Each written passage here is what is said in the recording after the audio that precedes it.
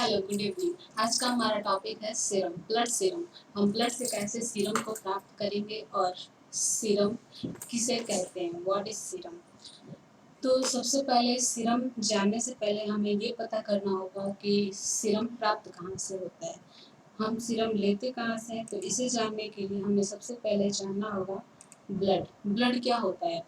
तो blood is a connective tissue which circulate through a close channel which called blood vessels. जो हमारा blood होता है वो कनेक्टिव टिश्यू का बना होता है और ये क्लोज चैनल में सर्कुलेट होता है जिसे हम ब्लड वेसल्स कहते हैं। और ये जो ब्लड होता है उसके तीन मुख्य कंपोनेंट्स होते हैं और वो कौन कौन से होते हैं। तो सबसे पहला जो होता है वो आरबीसी होता है। आरबीसी को हम इरेथ्रोसाइट्स भी कहते हैं, आरबीसी को इरेथ्रोसाइट्स भी कहते हैं और डब्ल्यूबीसी को ल्यूकोसाइट कहते हैं और ऐसे ही प्लेटलेट्स को हम थ्रोम्बोसाइट कहते हैं। जो आरबीसी होती है इसका कलर रेड होता है क्योंकि इसमें हीमोग्लोबिन प्रेजेंट होता है। The colour of RBC is red because haemoglobin present in the centre part of the RBC and HB is responsible for the transport of oxygen to all over the body। और ऐसे ही haemoglobin जो होता है वो पूरे body में oxygen की supply के लिए जिम्मेदार होता है। और जो आरबीसी की साइज होती है वो लगभग 7.4 माइक्रोमीटर की होती है और जो इसका मेन फंक्शन होता है वो ब्लड को रेड दिखाने का होता है। दूसरा जो होता है उसका मेन पार्ट डब्ल्यूबीसी। डब्ल्यूबीसी को हम ल्यूकोसाइट्स भी कहते हैं और ल्यूकोसाइट का मेन फंक्शन जो होता है वो डिजीज कॉजिंग जितने भी पैथोजेंस होते हैं उन्हें डिस्ट्रॉय करने का, इनगल्फिंग करने का काम करता है और ये हमारी बॉडी को इम्यूनिटी भी प्रोवाइड कराता है और हमारे बॉडी को पैथोजेंस से प्रोटेक्ट करता है। ऐसे ही जो तीसरी सेल्स होती है हमारी उसको प्लेटलेट्स कहते हैं और प्लेटलेट्स का दूसरा नाम जो होता है वो थ्रोम्बोसाइट्स होता है और ये थ्रोम्बोसाइट्स जो होता है उसका यूज ब्लड क्लॉटिंग में किया जाता है। अब सीरम की बात, सीरम हम कहाँ से प्राप्त करेंगे, सीरम क्या होता है और सीरम और प्लाज्मा में क्या डिफरेंसेस है। तो सीरम क्या है और प्लाज्मा क्या है। सीरम जो होता है, सीरम में किसी भी प्रकार का कोई भी एंटीकोगुलेंट नहीं होता है जबकि जो प्लाज्मा होता है उसमें एंटीकोगुलेंट मिक्स होता है।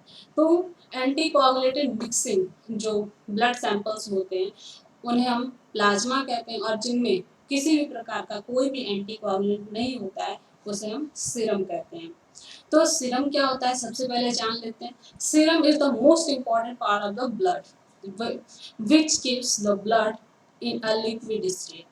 सीरम क्या होता है कि हमारे ब्लड को लिक्विड पार्ट स्टेट में बनाए रखता है जो कि बहुत ही इजीली, बहुत ही आसानी से हमारी पूरी बॉडी में सर्कुलेट होता है ब्लड। अगर सीरम नहीं रहेगा तो जो हमारी आरबीसीज हैं वो सॉलिड स्टेट में आ जाएंगे और वो एक ही जगह रहेंगी, पूरी बॉडी में सर्कुलेट वो नहीं कर पाएंगे। ऐसे ही अगर हमें ब्लड और प्लाज्मा के बारे में जानना है तो जैसे ब्लड का एक नेचुरल टेंडेंसी होता है कि वो जैसे ही शरीर से बाहर आता है वो क्लॉट हो जाता है। तो उसकी क्लॉटिंग अगर बचानी है तो उसमें हम एंटीकोगुलेंट मिक्स करते हैं और अगर उसे एंटीकोगुलेंट नहीं मिक्स करेंगे तो वो सीरम रह जाएगा। तो ब्लड और सीरम में क्या डिफरेंसेस होते हैं। Blood has a natural tendency to clot when we take blood out of the body. After some time it gets clotted and to prevent clotting we mix anticoagulant in it and this anticoagulated blood is called plasma।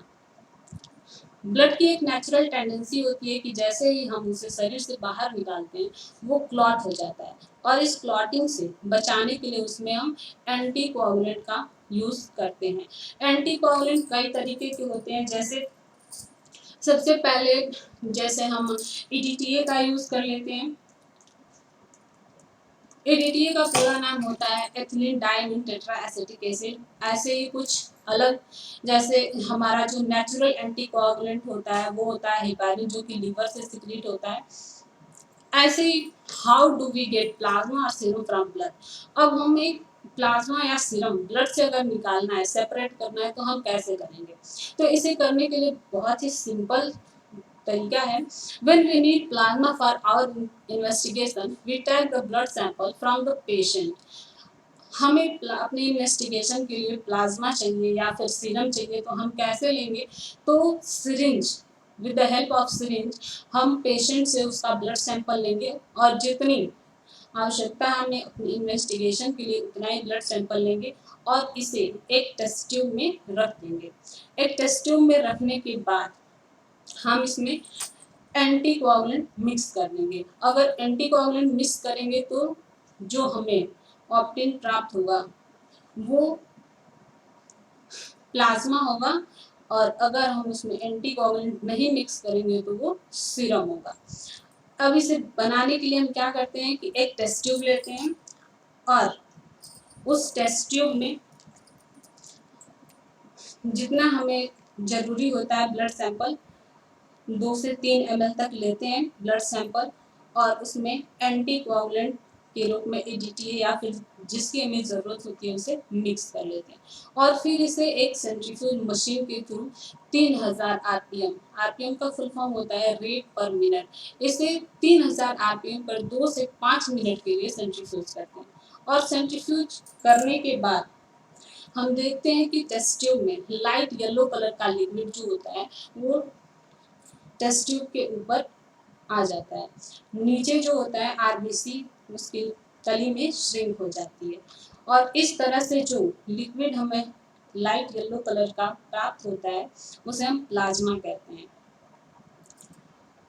और इसमें जो RBC होती है वो shrink हो जाती है उसके बॉटम में टेस्ट ट्यूब के, और इसमें एक लेयर भी बनती है, उस लेयर को हम बफी कोट कहते हैं। जैसे नीचे जो आरबीसी होती है वो 45% होती है, ऊपर फिर लाइट येलो कलर का प्लाज्मा आ जाता है जो कि 55% का होता है, और बीच में ये दोनों को सेपरेट करता है बफी कोट। बफी कोट में क्या होता है, ल्यूकोसाइट्स और प्लेटलेट्स होते हैं। ऐसे ही हमें अगर प्लाज्मा लेना है तो प्लाज्मा में हम क्या करते हैं, एक टेस्ट ट्यूब लेते हैं, टेस्ट ट्यूब में ब्लड सैंपल लेते हैं और उसे सेंट्रीफ्यूज कर देते हैं 3000 आरपीएम पर 2 से 5 मिनट के लिए, लेकिन इसमें किसी भी प्रकार का कोई भी एंटीकोगुलेंट मिक्स नहीं करते हैं।